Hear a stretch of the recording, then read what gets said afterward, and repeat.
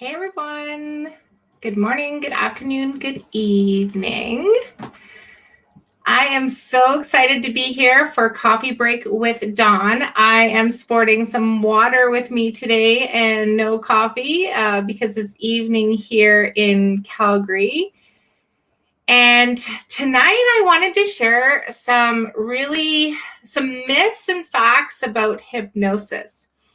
So hypnosis has been around for centuries. It's been used for centuries in medical and dental platforms for centuries. And it's becoming more of mainstream, but it's still not mainstream. So that makes people a little bit not sure. And there's lots of myths around hypnosis. So tonight I'm going to go over what hypnosis is and what hypnosis isn't. And if you have any comments to share, any questions, please drop them in the comments. And if you're tagging in on the replay, please drop #replay. So I'm going to start with a story. Most adults drive. So have you ever been driving in your car, probably to work or someplace that you're used to driving? You're just driving, and then all of a sudden, you're like, wait a second, how did I get here? I don't remember passing this exit. How did I even miss my exit? Like, what's going on? Have you found yourself there? Because I know I have many, many times. And so what that is you're putting yourself into a trance, a light state of trance. And every human puts themselves into a trance multiple times a day, whether you believe it or not.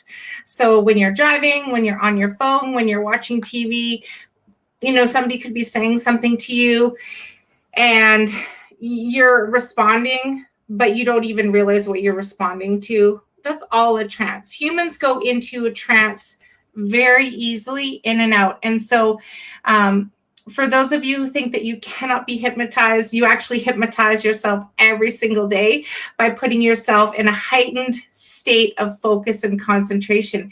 And that's what hypnosis is. Hypnosis is a trance-like state where you achieve a heightened state of focus and concentration. And you're very alert to things. And when you're in hypnosis, you are fully conscious and aware of everything that is going on. You just don't seem to really care as much. You're in a relaxed state, and you just kind of like let things go, like sounds and noises, any stimuli, to just kind of float by. It just really doesn't seem to bother you at all. And some people, believe it or not, actually seek out a hypnotherapist just to go into that relaxed state because they can't achieve it on their own and they love that state. And so being in hypnosis for a regular hypnotherapy session, there's no, there's no sense of time. So most of my clients, when they are finished with their session and they come out of hypnosis, they have no clue that they've been in hypnosis so long. And, the average time that someone is in hypnosis is 45 minutes to an hour and 15 minutes. And many of them say, wow, that seemed like 5 minutes. I can't believe we're already done. Because in hypnosis, there's no sense of time whatsoever. Time just basically stands still, which is absolutely an amazing, amazing feeling. And when you're in hypnosis, you're in this beautiful state of relaxation.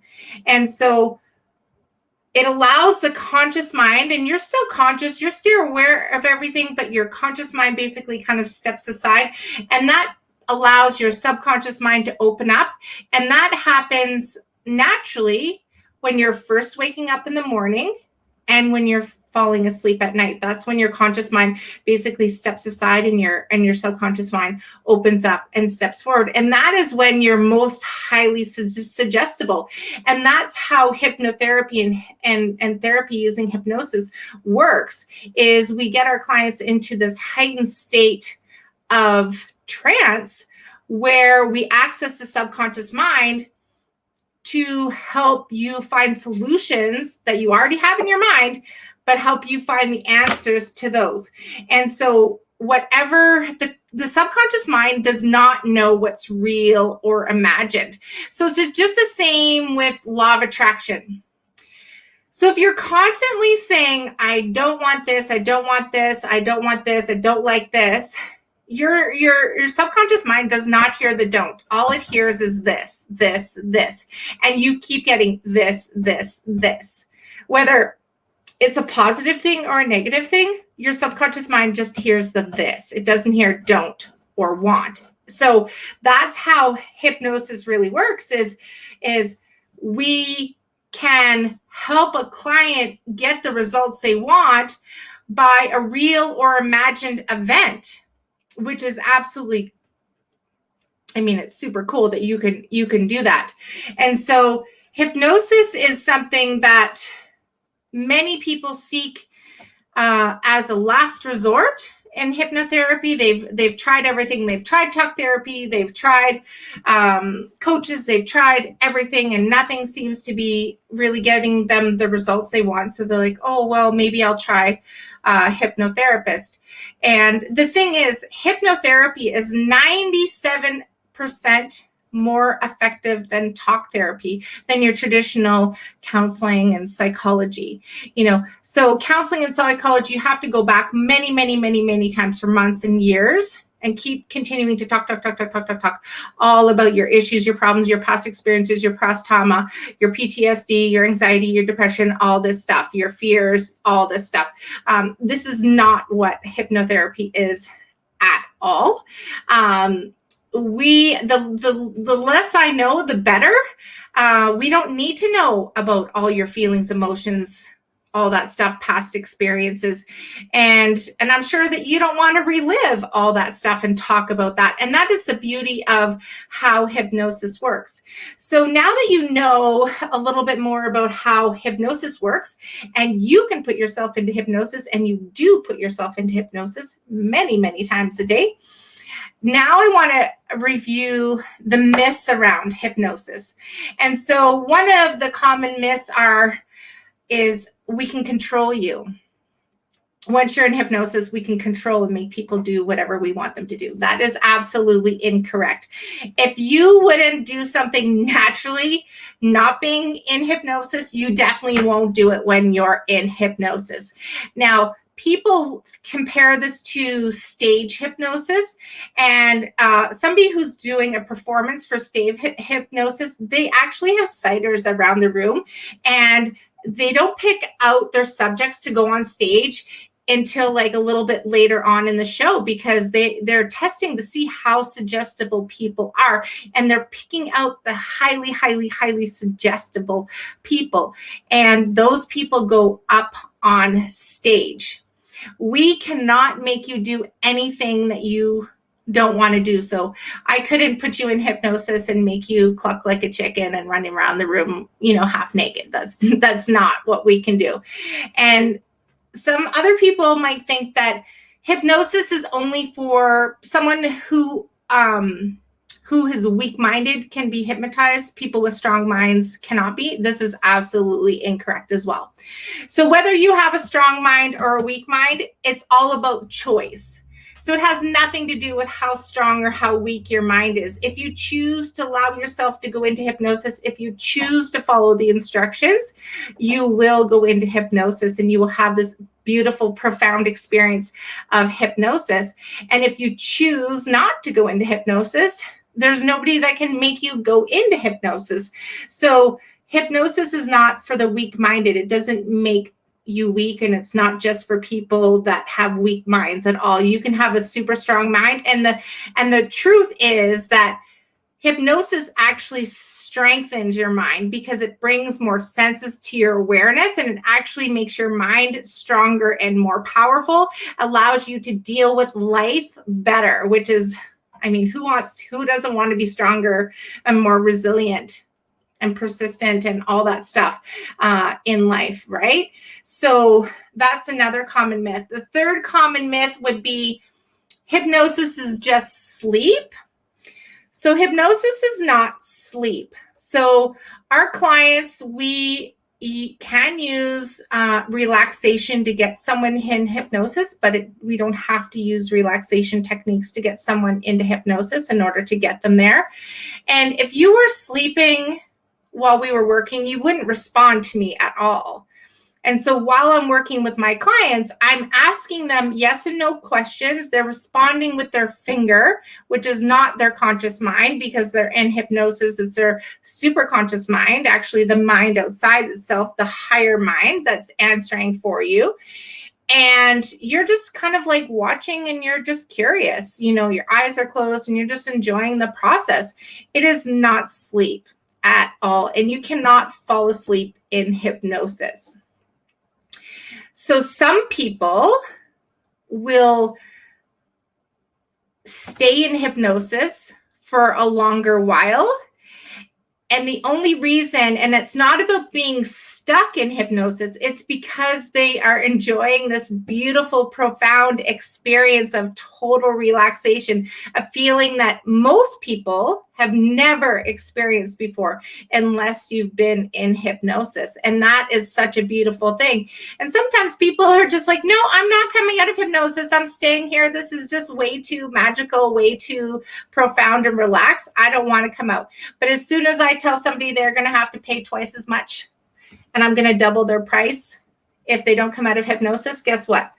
They snap right out of hypnosis.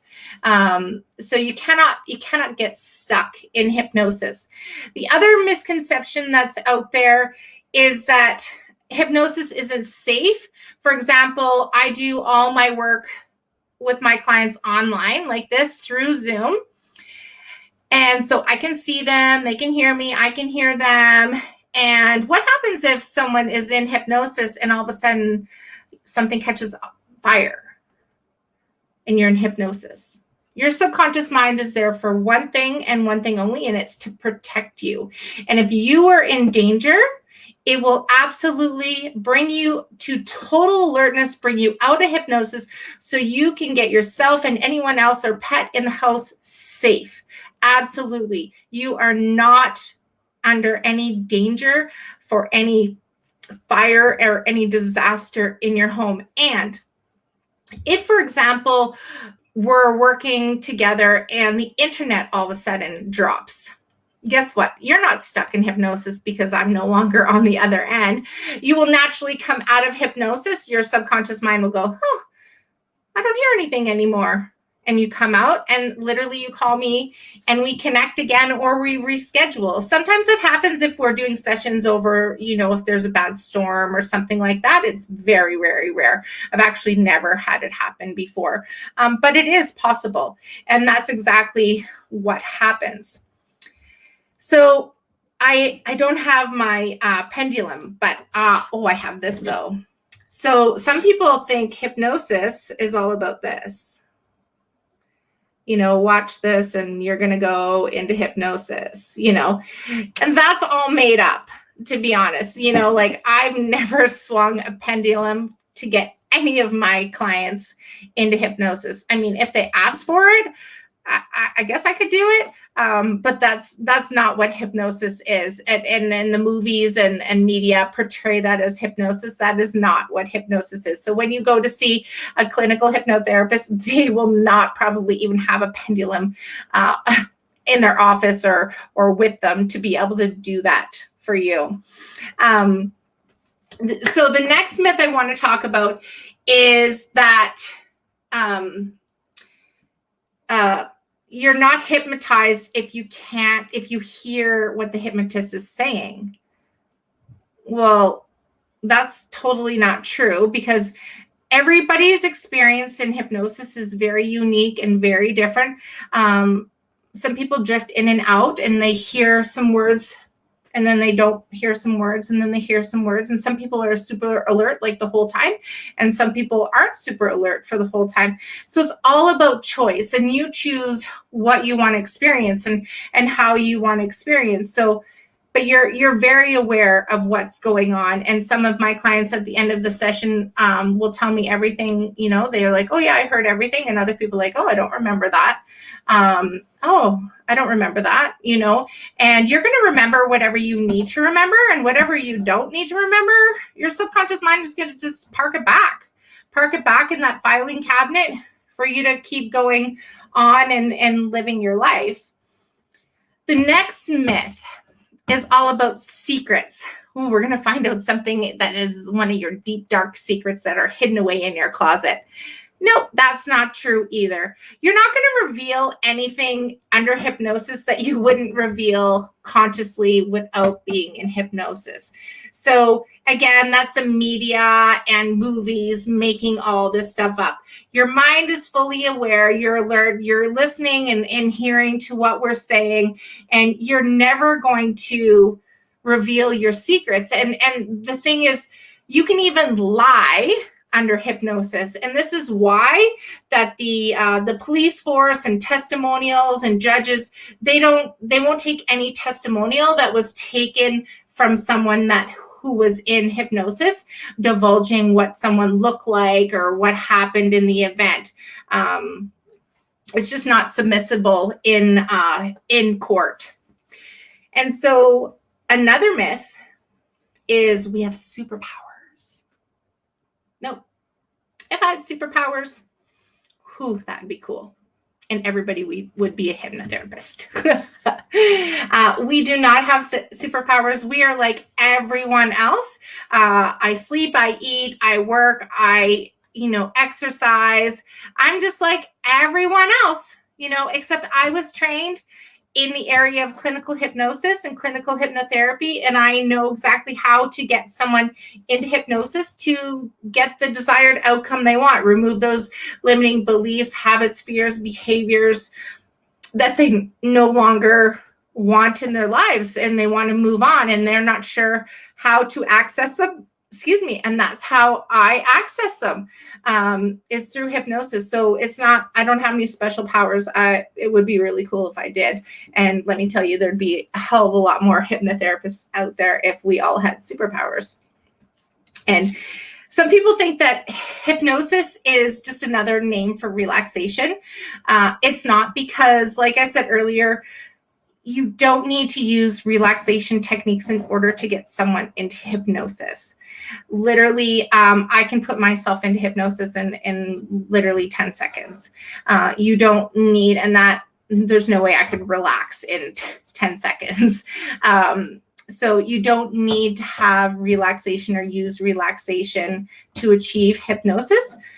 Some people enjoy that, and that's what we would do. But for the most part, I very rarely would use a long drawn out relaxation in order to do my work. And so the other thing is, the last myth I want to talk about is taking control of your mind and your memories. Some people talk about this, and we can't take control of your mind. If we did take control of your mind, again, the world would be very different. The world would be a lot happier, because I'm sure most clinical hypnotherapists, I'm guessing every clinical hypnotherapist, wants the better good for everyone.